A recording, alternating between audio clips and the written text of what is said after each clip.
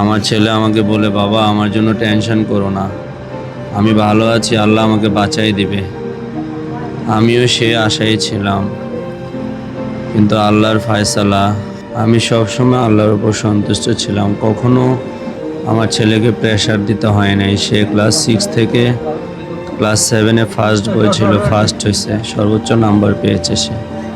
তাকে পড়ার কথা কখনোই বলতে হয় নাই। অসম্ভব মেধাবী, আমার অসম্ভব মানিক ছিল, ভালো ছেলে ছিল। আমার ছেলে কখনো কারোর সাথে খারাপ ব্যবহার করেনি।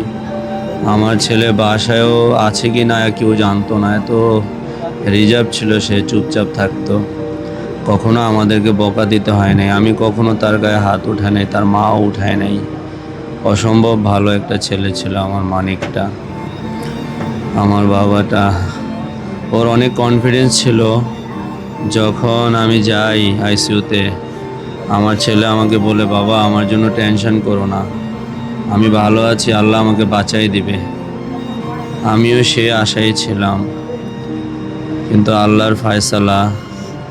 আল্লাহ মহাপরিকল্পনাকারী, আল্লাহ সর্বময় ক্ষমতার মালিক। আল্লাহ যা করে, আল্লাহর হুকুমের উপর আমি সন্তুষ্ট। আমি চাই, আমি যতটুকু শুনেছি, দেখেছি, সারা বাংলাদেশের মানুষ, আমার আত্মীয় স্বজন, আমার অফিসের কলিগ, শুভাকাঙ্ক্ষীরা সবাই আমার সন্তানের জন্য দোয়া করছে। আমি সবার কাছে কৃতজ্ঞ, আমি সবার কাছে ঋণী। আমি একটাই চাই, আমার ছেলেকে যেন আল্লাহ নাজাতের ফয়সালা করেন, আমার ছেলেকে যেন আল্লাহ শহীদের মর্যাদা দান করেন। আর আমিও সবার কাছে ক্ষমা চাই, আল্লাহ যেন আমাদের পরিবারকে নাজাতের ফয়সালা করেন। সব দেশবাসীর কাছে আমার এইটাই প্রার্থনা, আমার ছেলের জন্য যেন তারা দোয়া করেন। মাহাতাব আমার ভাইয়ের ছেলে, আমার ভাতিজা। ওরে নিয়ে অনেক আশা ভরসা ছিল আমাদের। আসলে এইভাবে যে আমাদের প্রদীপটা নিভে যাবে বুঝি নেই। উনি অনেক বড় স্কুলে পড়াইছিল, একটু ভালোভাবে লেখাপড়া করে বড় হওয়ার জন্যে। তো এইভাবে যে আমাদের প্রদীপ এত তাড়াতাড়ি নিভে যাবে আমরা বুঝি নেই আর কি। এলাকাবাসী হিসেবে আমরা খুবই মর্মাহত এবং শোকাহত। ওনার একটা মাত্র ছেলে, উনি খুব ব্রিলিয়ান্ট ছেলে, ছাত্র ছিল, এবং ওনার একটা মাত্র ছেলে, উনিও আমার গ্রামের, আমরা পাশাপাশি গ্রামের খুব ভালো ছেলে ছিল এবং মেধাবী ছাত্র ছিল। আমরা তার ভবিষ্যৎ, আমরা তার রুহের আত্মার মাগফিরাত কামনা করছি। প্রশ্ন করলে করতে পারেন। একটা ছেলে, একটা মেয়ে, একটা ছেলে, একটা মেয়ে,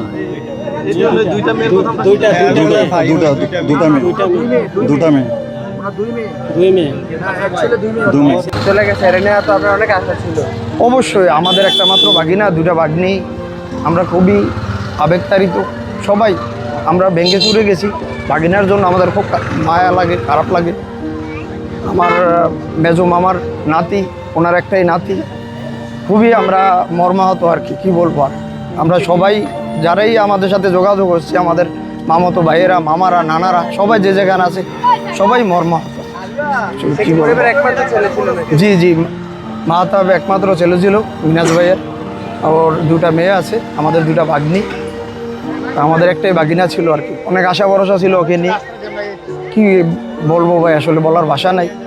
আমরা এটা সম্পূর্ণভাবে রাষ্ট্রকে দায়ী করছি, রাষ্ট্রের পরিচালনার জন্য, এর জন্য দায়ী, আর কিছু না। রাষ্ট্র যদি আজকে সুন্দর সুশৃঙ্খলভাবে চলতো, হয়তো আজকে এই দুর্ঘটনা ঘটতো না এই দেশে, এবং আরও অহরহ ঘটতেছে।